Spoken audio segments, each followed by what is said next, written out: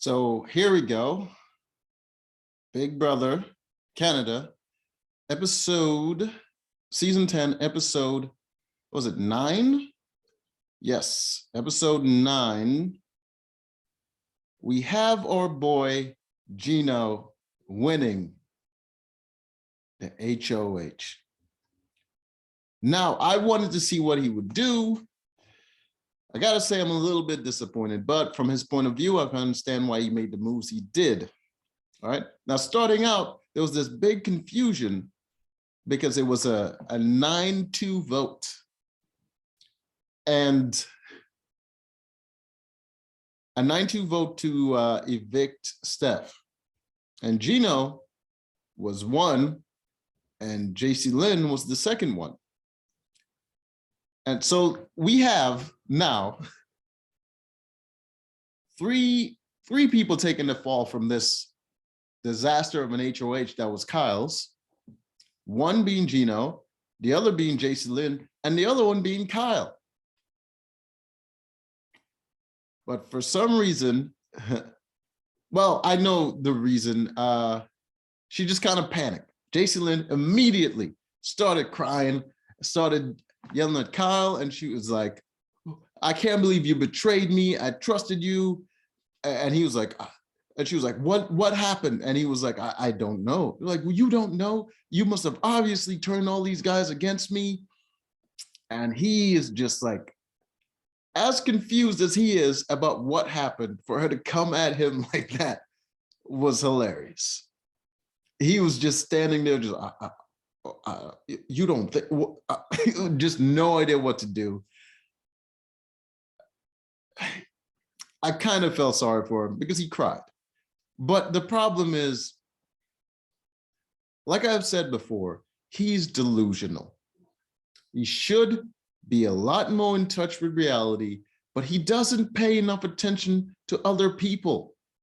He doesn't. Too self-centered, sir. You're too in your own head, and you need to get in touch with empathy.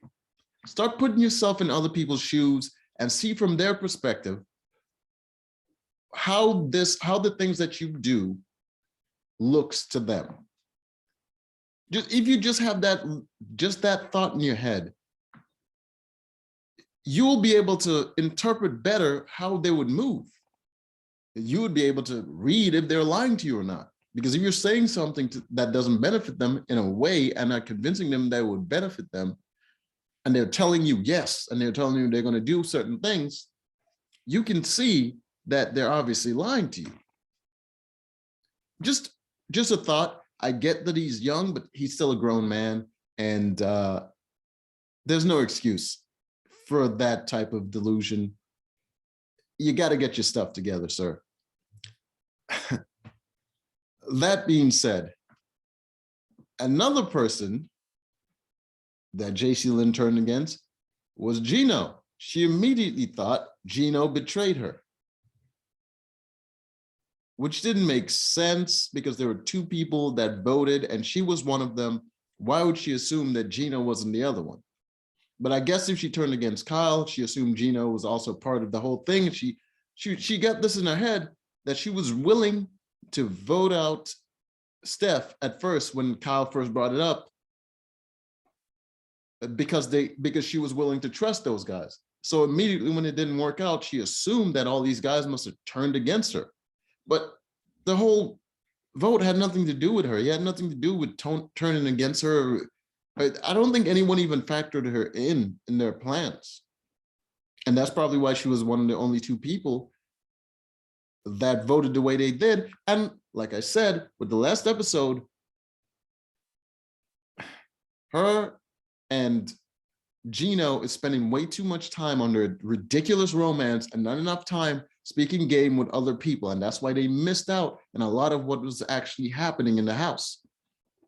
And that's why you don't do the goddamn romance. You don't do the showmance. You don't do any of that stuff because it distracts you from what's really going on. It distracts you from the game in a lot more ways than once. And it causes a huge weakness in your ability to perceive what is happening. First of all, people aren't going to tell you things. If they didn't tell one of you, they're definitely not going to tell the other one because they assume you're two is a unit. And plus, when you're distracted by each other and you're constantly trying to find time where just you two could be alone, you're not opening yourself up to other conversations with other people. It's just not a good look. It's not a good move. Don't do it. But, you know, they did what they did. And now you kind of have to, you know, own up to it.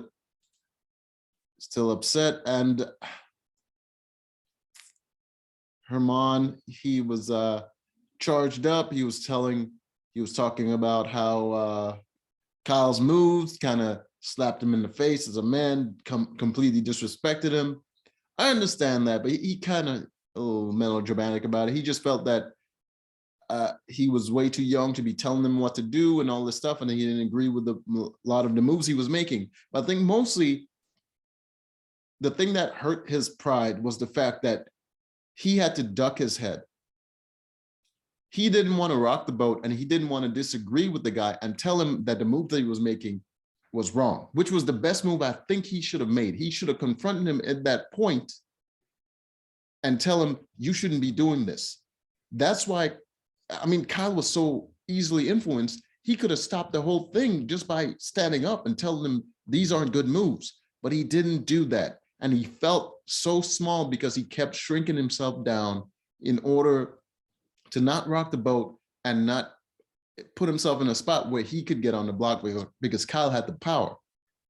And now that he finally got a chance to like shove it in his face, he's talking all this big stuff about you disrespected me as a man. It's like, no, you disrespected yourself as a man because you didn't act like a man. You acted like a coward.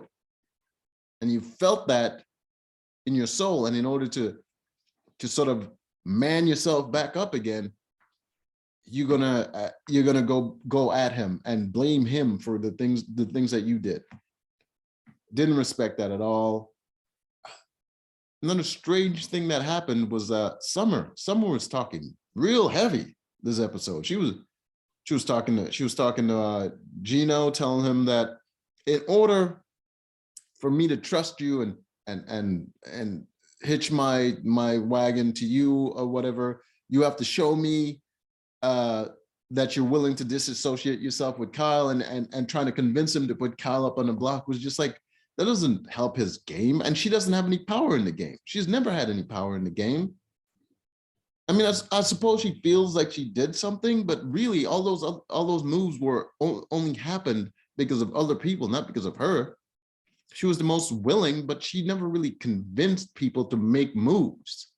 Other people were making the moves. One of the main reasons why the game went the way it did, it was because of Jess and Steve. Steve caused Marty to flip, and Steve was taking care of that side, and Jess was doing a lot of work on the Josh side and with those people and giving them the confidence to make the moves that they did.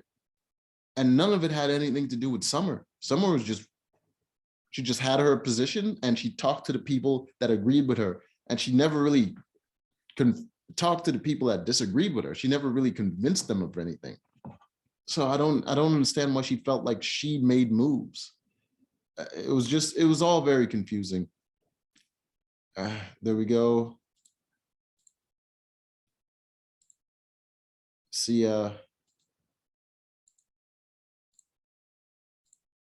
Kyle over there. That's like right before he was about to cry in the diary room, and he was just standing there looking lost and alone. Hey, it happens, man. You're in your head a lot. Things prove to be otherwise than how you thought it was, and rip what you sow. Come on, man. You really gotta get your stuff together.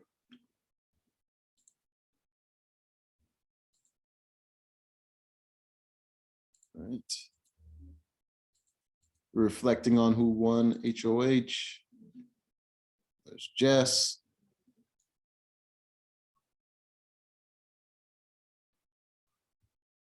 yeah, just talking to Josh. Yeah, you know what? For the two more, I talked a lot of stuff about Jess and Steve's game and how they thought they were a lot smarter than they are. But I gotta admit, I gotta be honest and say I was wrong. They actually playing magnificent games where they never had to actually directly make moves, but they were able to manipulate the game the way they wanted to. By disassociating themselves from each other, they were able to make actually great moves, just being two individual people. And I gotta respect it. I gotta respect. It's not a good long-term strategy because as the numbers go down, people start looking at them because they don't have as tight of bond with those people as they should. But hey, and Marty immediately admitted to Kyle that he flipped. But the funny thing, he said people were telling me, and it got in my head and made me feel like I was being manipulated. But he never gave away Steve, which was weird that he would do that. He just he was like, I'm just going to take responsibility for my mistake. I flipped on this guy, and now he's HOH, and it confused me why he didn't give away Steve at all. Steve was the one putting all those things in his head. There was only one person. It wasn't like many people were telling him this. It was just one person. But he didn't flip on Steve. I don't understand that move. I'm very confused by that. I don't know what he's doing. I don't know what he's doing at all. And Gino, JC Lynn, and Kyle eventually realized that they were the three. They're the three that stayed loyal to each other.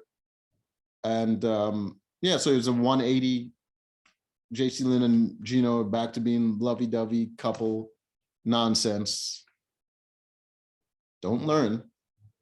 And yeah, so they formed a final three between those three, which I don't know how far that's going to go. I don't know how useful Kyle is going to be in the future for those two. And they made bad moves in ostracizing Marty for his mistakes. They're making a bad move because they can't afford to lose allies at this point. They could at least use his guilt against him, and just have them as a number.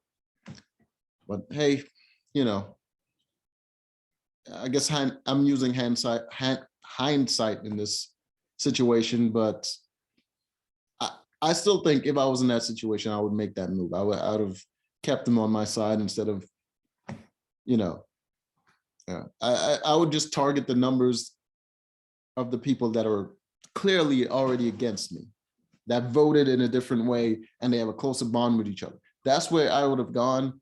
Gino didn't do that. He talked to a bunch of people because he was confused, and he was asking weird questions to sort of get some kind of feel of people. But I think what he's doing is using his social skills to sort of build bonds with people and build a bridge so where he can possibly work with them in the future, which, you know, might actually be a good play. Maybe I'm wrong in this situation. He's succeeded a lot more than I thought he would in the past. So maybe this is actually a good move. Then he showed everybody his HOH room, and the first thing he got was a nightlight. And people got a good laugh from finding out that he's afraid of the dark. Oh shit, the single mom is a model? I didn't even know that. I never paid attention to her occupation at all. She's a model. Single mom with a daughter as a model? How often does she get work? And well, she is tall, so that might explain why she's a model. Well, I don't know. I don't know. That's beside, that has nothing to do with anything. So Gino talked to as many people as he can, has inane conversations where it really didn't lead anywhere. Kevin put on a suit and did a whole play where he was acting as his own attorney, and it was all ridiculous. And he was giving out non-answers, pretty much just throwing out names.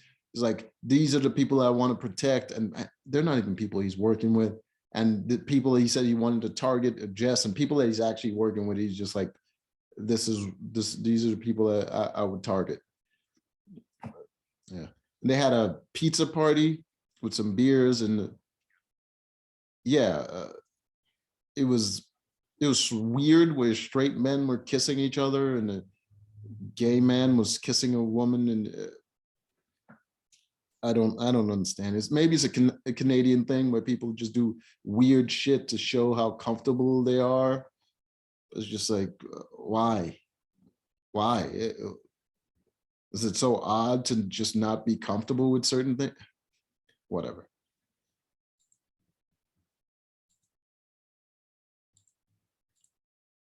So Gino just talked to a bunch of people. Hold on. There you can see Kevin in the suit doing a whole play. I don't understand why he did that, but I guess he said he was trying to give him a laugh and sort of just build a sort of relationship with him or something like that. Maybe it worked. I don't know. It looked stupid to me, but hey, do your thing. So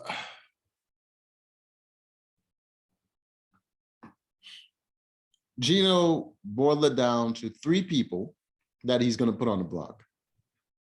One is Marty because of the betrayal. The other one is Tanisha, the single mom, because she said his name at one point, I think, to like vote him out or something like that. She said his name, which I mean, I wouldn't do it because they were part of an alliance at some point, and she's just attached to too many people. I just wouldn't do it. But hey, she said his name. And the third person was Jess, because he felt that they kind of manipulated the votes, which actually did happen. I think he was guessing a lot, but he was actually right in that situation. Jess didn't manipulate the votes in a certain way. And yeah, in the end, he ended up putting up Marty and Jess. And Marty got offended when he said the reason he put up Marty was because of the betrayal and the disrespect.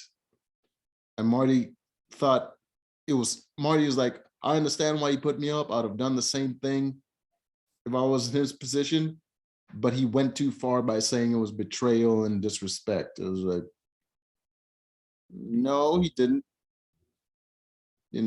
go too far, but hey, selectively angry. I think he was just wanting a reason to be angry at the fact that he was on the block, even though he accepted the fact that he messed up.